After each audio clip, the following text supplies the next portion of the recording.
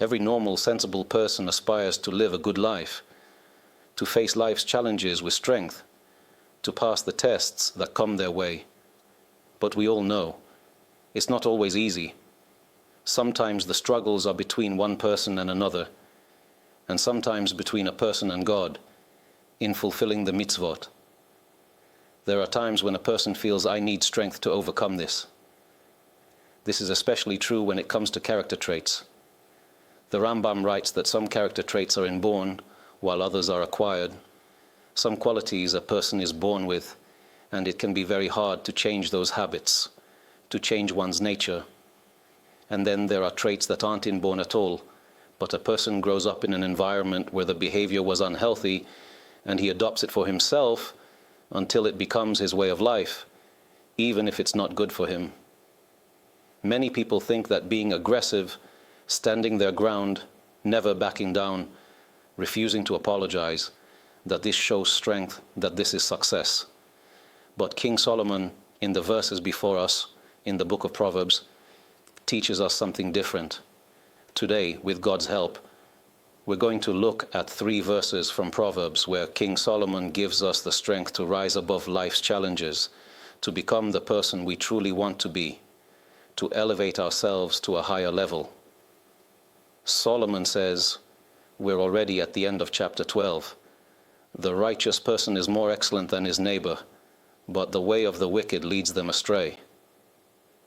In other words, when you walk in the path of righteousness, when you live the right way, you always have the advantage. The righteous person is above his neighbor. You are lifted above others. You rise higher. The commentators explain that this applies in every area of life. People often feel that if I'm aggressive, impatient, if I insist on my way, never apologize, that shows I'm in control, I'm powerful. But King Solomon says, don't think this makes you great. On the contrary, it makes you small. The real advantage, the real greatness, is when you follow the path of righteousness.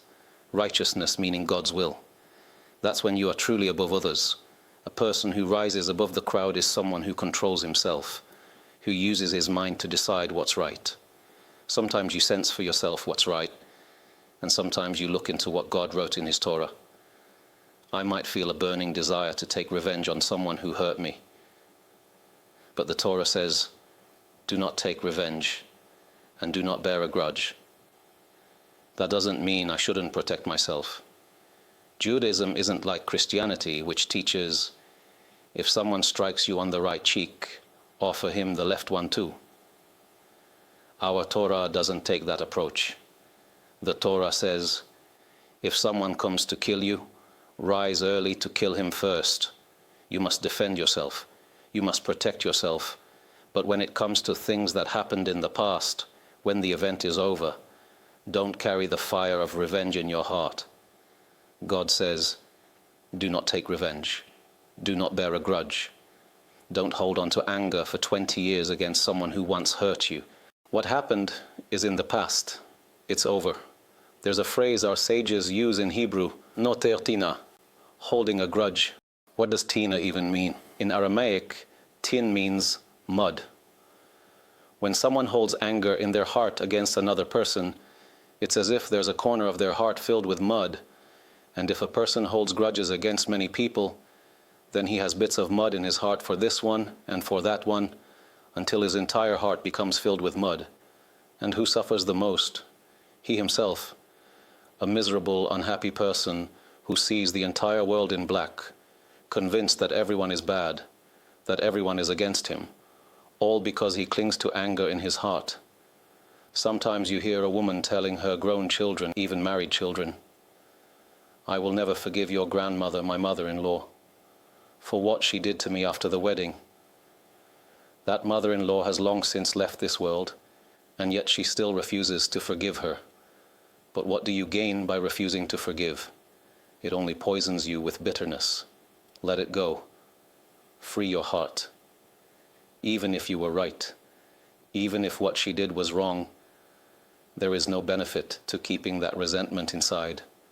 When a person trains himself in every area of life to follow God's guidance, to ask, What does he want me to do? How does he want me to act? Such a person becomes elevated, uplifted above the crowd. You know, many studies have been done on self-control. They tested small children. Would they eat one candy now or wait and get two later? Decades of research found that the children who learned to wait, who learned self-control, grew up to be the most successful financially, in relationships, in life in general. Because when you train yourself in self-control, it shows up not only when you hold back from yelling at your spouse or losing your temper with someone. It shows up in your finances, in your future. How many young people, now married with children, say, if only we had saved the money we earned in our youth instead of wasting it on nonsense, we'd own a home by now. But someone who can't delay gratification, who spends as soon as the paycheck comes in, vacation here, expensive meals there, paying for all his friends just to look generous, what's left in the end? Nothing. Do you want to give? Give tzedakah to the poor, but save for yourself, for your family's future. Who is wise? The one who sees what is coming. The Rambam teaches that the ideal is balance. A person should not be stingy, but he should not be wasteful either. The miser is only focused on himself, unable to give to others. That's wrong. But the one who spends everything, who has nothing left for tomorrow, society may call him generous, but the Rambam says this is also wrong. Just as stinginess is a negative trait, so too is wastefulness. The balanced path, says the Rambam, is the path of generosity. What is generosity? Knowing how to save and plan ahead, while also knowing when and how to give. But this requires self-control. A person may be born with certain traits, or he may grow up in a home where his father spent everything within days of getting paid, and he copies that behavior. Or he grows up around misers and becomes one himself. The Rambam says a person must train himself to walk the middle path, to delay gratification, to control his words, his actions, his desires. King Solomon tells us, a person who lives this way, who walks the path of righteousness, becomes elevated, he rises above his neighbor.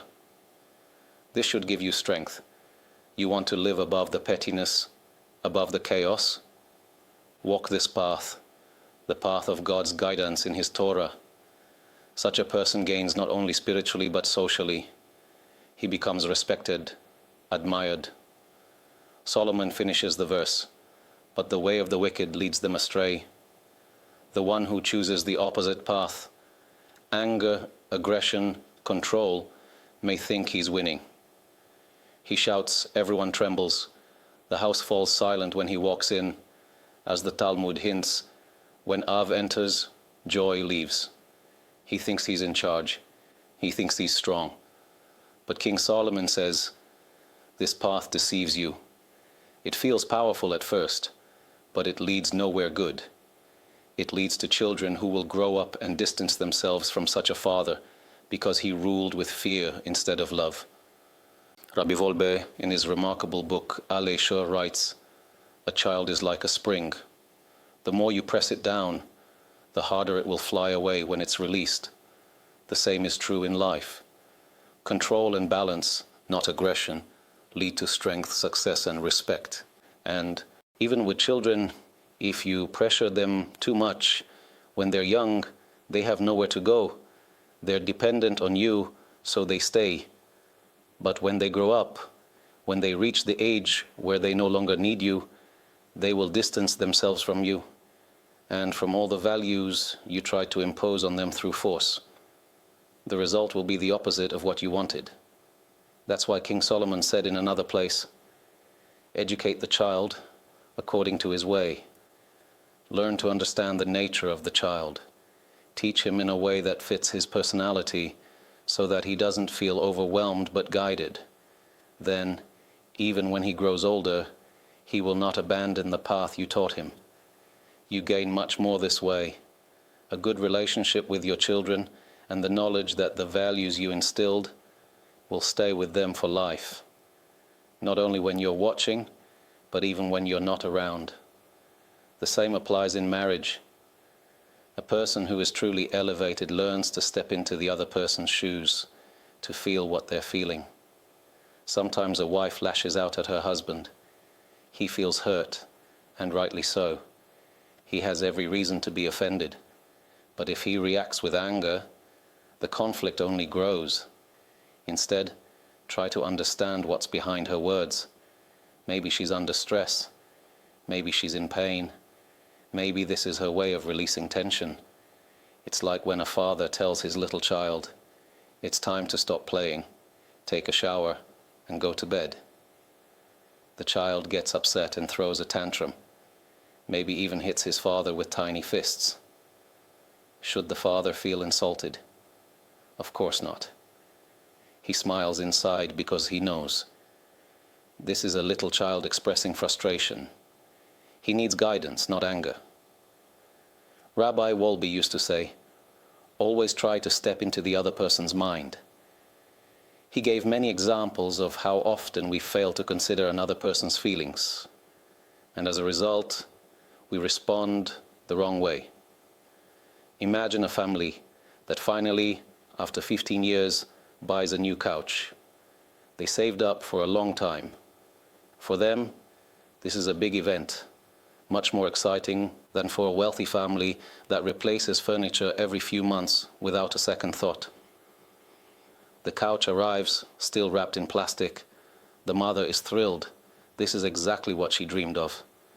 She carefully removes the wrapping, admires the beautiful new couch, then goes to the kitchen to have a cup of coffee. Suddenly she hears strange noises from the living room. She runs in and sees her 3-year-old, shoes on, jumping up and down on the brand new white couch, leaving footprints everywhere. She feels like she's going to lose her mind. The natural reaction is to scream, maybe even spank the child. But Rabbi Wolbe said, stop. Step into the child's mind. To you, it's obvious that you don't jump on a couch. But for the child, this is a brand new rule he's never encountered.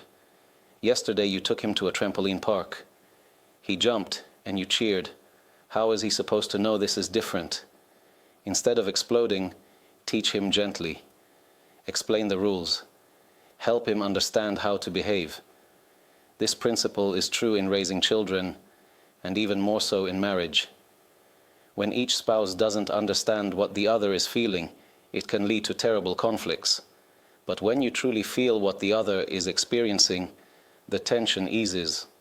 A marriage counselor in Jerusalem, a Torah scholar as well, once shared this story. A man came to him complaining about constant fights with his wife. She was in her 9th month of pregnancy. The house was messy, dishes piled in the sink. He worked all day, came home tired, and when he complained, she said she was exhausted. He thought she was exaggerating. The rabbi told him, "I'll give you an answer in 3 days. But first do this. Down the street there's a grocery store. Buy either a watermelon or a large pumpkin. Put it under your shirt, strap it around your waist, and for the next 3 days go everywhere with it. Sleep with it, walk with it, go to work with it. After 3 days, come back and ask me again what you should say to your wife." Sometimes, to truly understand someone, you need to feel what they're feeling. Try to understand the other person. Judge the situation not only with your own feelings, your own perspective, but try to feel what they are feeling. That's the greatness of a person, to step into someone else's world.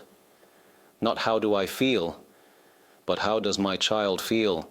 How does my wife feel? How does my co-worker feel when he comes to work upset because he argued with his wife that morning? When you learn to understand others, says King Solomon, you gain so much. This is what lifts you up. This is what makes you yet a Merehu Tzadik, a righteous person above his neighbor. You rise above the ordinary. But then Solomon contrasts this with the way of the wicked leads them astray. Those who are hot-tempered, aggressive, insisting, It's me, me, me. Everyone must conform to what I want. Solomon says, this path deceives you. It feels powerful at first, but it leads to a bad place. And in the very next verse, King Solomon says, the deceitful hunter will not roast his catch, but the wealth of a diligent man is precious. The commentators give many explanations, but here's one. A person who gains through dishonesty, the previous verse called him Rasha, wicked, will not truly enjoy what he gains. By the way, the Hebrew word Rasha comes from Rash, meaning poor, low, empty-handed. Add the letter ayin to the end, and it becomes Rasha. Not necessarily someone without money, he could be a billionaire, but someone spiritually low, someone who follows only his impulses without thinking or looking ahead. King Solomon says, someone who gains like a hunter, but through deceit, he won't truly enjoy it. Yes, he may taste some temporary pleasure, but in the end, God will take that wealth away through other means and give it to the person it was meant for. As the Talmud says, they will seat you in your rightful place, and they will give you what is yours. No one can touch what is meant for someone else. No kingdom can take from another even a hair's breadth.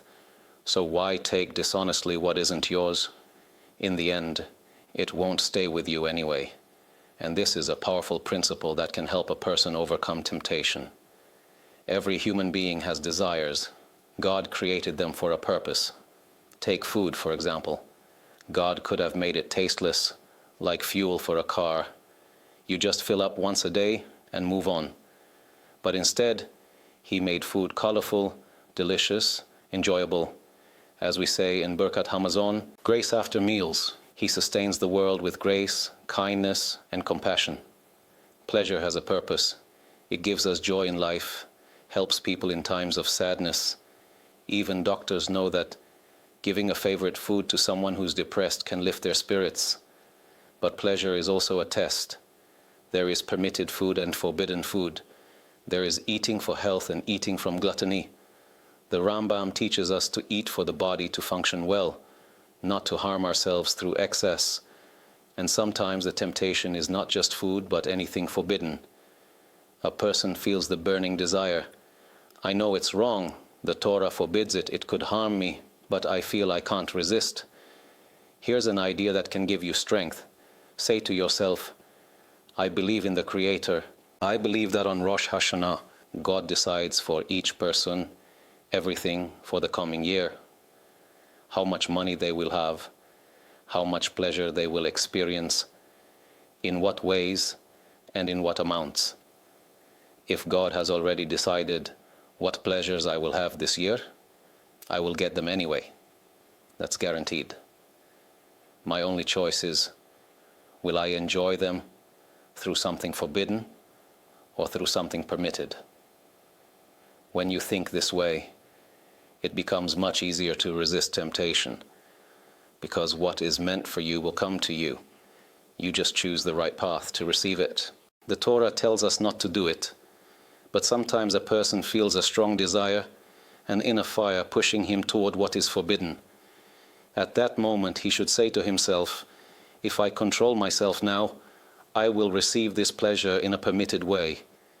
God has endless ways to give a person joy, and whatever was decreed for me on Rosh Hashanah, how much pleasure I will have, in what ways I will experience happiness, will surely come to me. So why should I take it through sin? Let me save it for the permitted path. Then I gain twice. First, I merit the reward for overcoming my evil inclination, for controlling myself at the moment of temptation. And second, I do not lose the pleasure itself. It will come to me in another way, through a path that is permitted. This thought is especially powerful for young men and women who sometimes face difficult tests. If a person keeps reminding himself, God has many ways to bring me the joys that were already decreed for me on Rosh Hashanah, if not through this situation, then through another one, it becomes much easier to resist temptation. Sometimes Instead of the forbidden pleasure a person refrained from, God suddenly sends him unexpected wealth, success, or another kind of happiness that brings him as much joy, or even more, than what he gave up. God has infinite ways to make a person happy and to give him his reward. As the Mishnah in Pirkei Avot teaches, your employer is faithful to pay you your wages. With people, sometimes you do them a favor, they want to give you a gift or repay you, and then they forget. But with God, that can never happen.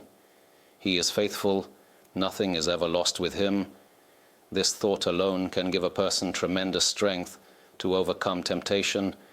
King Solomon continues, the deceitful hunter will not roast his catch, but the precious wealth of a man is diligence. The commentators give many explanations, but here is one. A person who gains through deceit, through dishonesty, will not truly enjoy what he gains. He may think he is gaining, but in the end he will lose.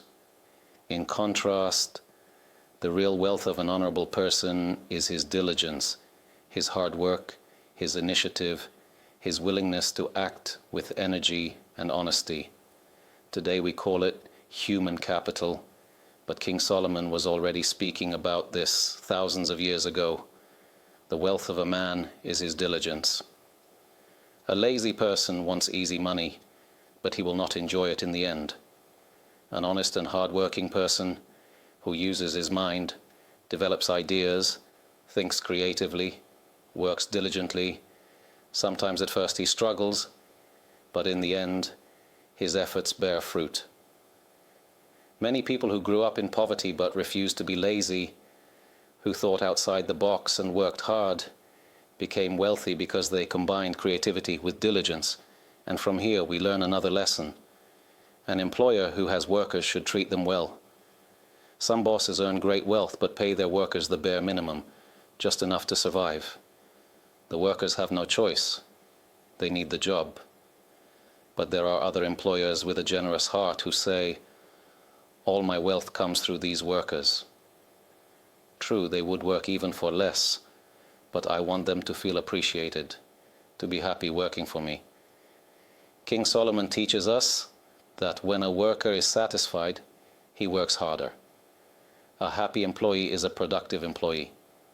When a worker sees that you value him, that you respect him, that you care about his well-being, he works with more energy and more dedication. Of course, we are not talking about people who take advantage of kindness and neglect their responsibilities. We are speaking about normal, decent workers. When you treat them well, when you pay them fairly, when you help them feel good about their work, you not only improve your business, but also merit God's blessing in return, measure for measure. Finally, King Solomon concludes the chapter with these words: in the path of righteousness is life, but a wrong path leads to death. A person who walks in righteousness, who lives honestly, and acts with diligence, naturally becomes a person who also gives charity. A dishonest person who lusts after money and even takes what does not belong to him will never give generously to others. But a righteous person knows that giving charity is not just an act of kindness. It is justice itself. The Torah calls it tzedakah, from the word tzedek, justice. When you give to someone in need, you are not doing him a favor. You are fulfilling justice, because everything you have comes from God. When he commands you to give, it is as if he is saying, take this money from me and give it to him. As the verse says, for everything is from you, and from your hand we have given to you. Everything we have is from him. We are merely passing it on as he commands. This is the true perspective on wealth. Success is not simply intelligence or education. There are brilliant people with advanced degrees who struggle financially, and there are simple people, even illiterate people, who achieve extraordinary wealth. It all comes from the decree of heaven, from the blessing of God. A person is obligated to make an effort. That's obvious. If someone sits at home doing nothing and says, If God wants money will fall from the ceiling, it doesn't work that way.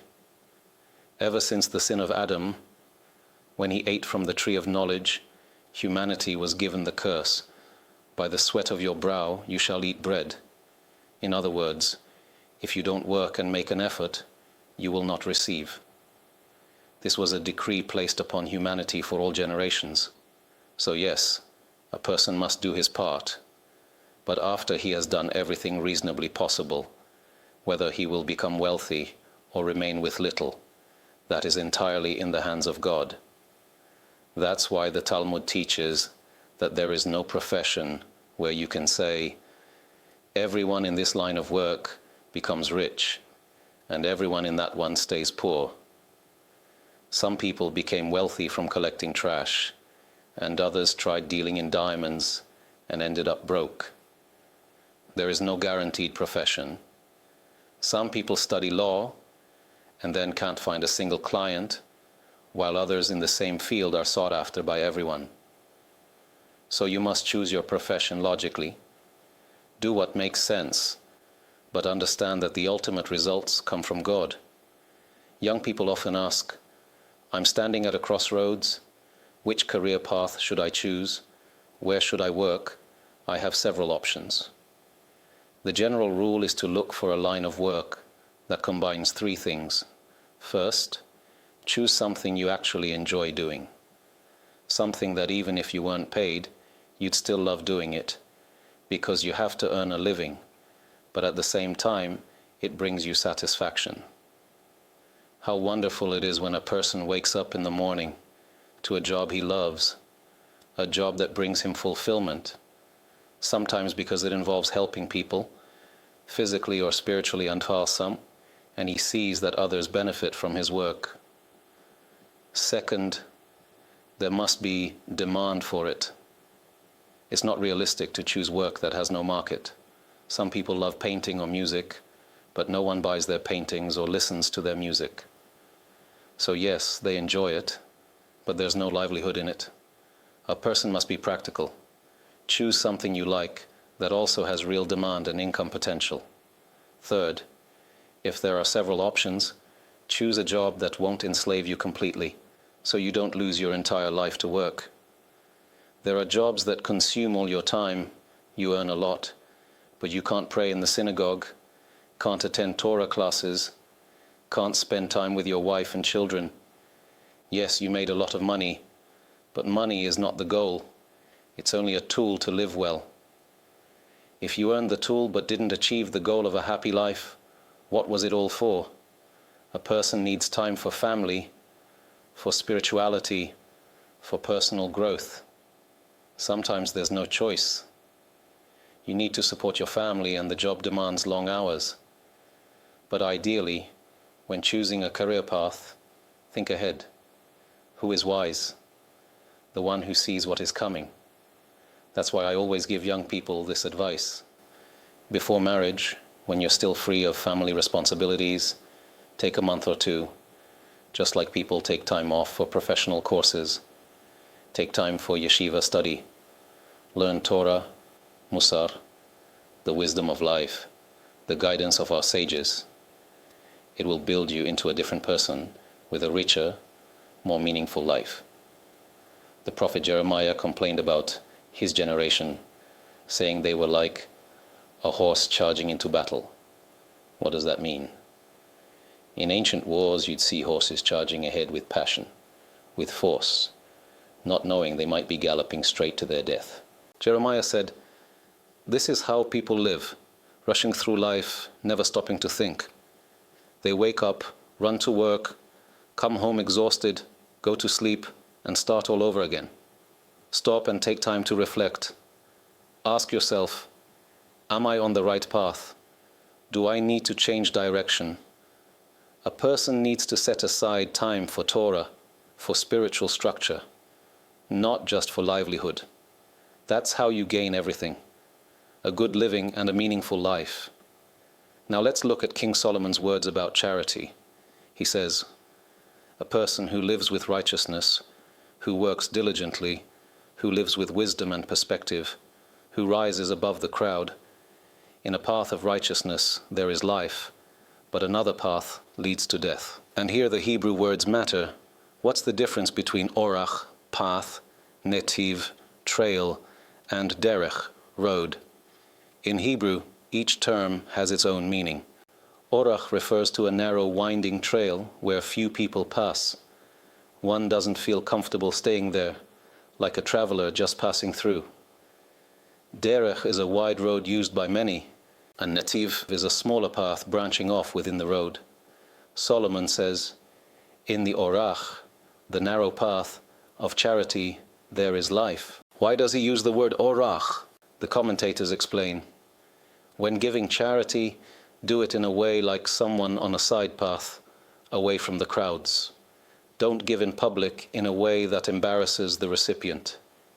Years ago, before the holidays, families in need would come to public distribution centers.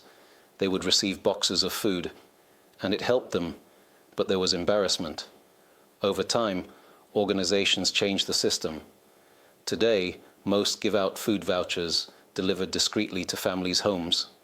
This way, the family can buy what they need for the holiday without shame, and it ensures the money goes for food, not for things that might be wasted. The Rambam writes that there are different levels of giving charity. The highest level is when the giver does not know who receives it, and the recipient does not know who gave it. Imagine there's a family in your synagogue clearly struggling. You see the children, you know the situation, you want to help. If you hand the money directly to the father, he may take it, but every time he sees you, he feels uncomfortable. That's the man who gave me charity. If you give the money to the synagogue treasurer and say, give this to him, but don't tell him it's from me, then at least he doesn't feel shame toward you. But you still know you helped him, and there may be a subtle feeling of superiority. I gave him money. The highest level is when you give to the treasurer and say, distribute this to a needy family, but don't tell me who it is and don't tell them who gave it. That is what King Solomon hints at with the word orach, the side path hidden from others. This kind of giving, he says, brings life. And what does it mean, brings life? Not only do you give life to the recipient by helping him, but you bring life to yourself. The verse says, charity saves from death. Sometimes a person may have a heavenly decree, perhaps because of sins, or perhaps for reasons we cannot understand, that his life will end early. But when he gives charity, God extends his life. The Talmud tells the story in Bava Batra, Ten Aleph, of Binyamin the righteous, who oversaw the charity fund. Once, during a year of famine, a woman came to him and cried, Rabbi, feed me. He swore to her, by the temple service there is nothing left in the fund. She pleaded, if you don't feed me, a woman and her 7 children will die. Seeing her desperation, he used his own money to support her family, even though he himself was struggling. Years later, Binyamin fell ill and was about to die. The angel said before God, Master of the universe, you said that one who saves a single life is as if he saved an entire world. Binyamin saved a woman and 7 children. Will he die now at a young age? Immediately, the decree was torn up, and 22 years were added to his life. That is why Solomon says, in the path of charity there is life. You think you are giving life to others, but in truth you are giving life to yourself. And he adds, but the wrong path leads to death. A person may have a decree of danger upon him, perhaps a car accident, perhaps an illness, and through charity the decree is annulled. He may never even know a miracle happened for him, but in heaven they know why. The Talmud tells about the great sage Shmuel, one of the leaders of his generation, alongside Rav. Shmuel was not only a Torah giant, but also a brilliant astronomer and physician. He once said about himself, the pathways of the heavens are as clear to me as the streets of my hometown Nehardia. He knew the stars and the constellations as one knows familiar roads. He spoke about a star cluster called Kima, today known as the Pleiades. With the naked eye, one sees 6 stars. On clear nights, 7. Subaru, that is the name of the star cluster called Kima in Hebrew, and it became the name and logo of the car company. To the naked eye, you can see 6 stars in this cluster. On very clear nights, you can make out a 7th. But in the Talmud, Shmuel said something remarkable. The Kima cluster contains about 100 stars.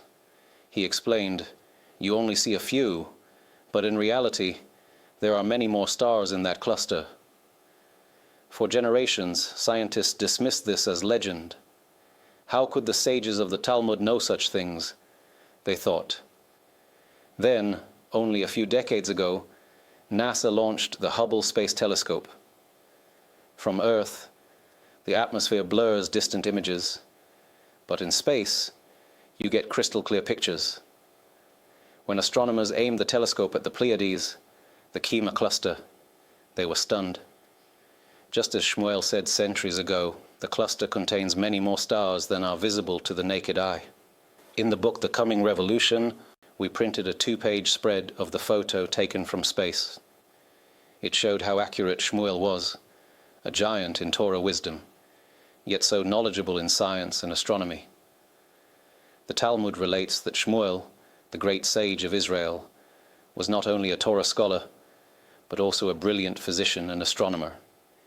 In his generation, there was also a Gentile scholar named Abulat, a leading astrologer in Babylon.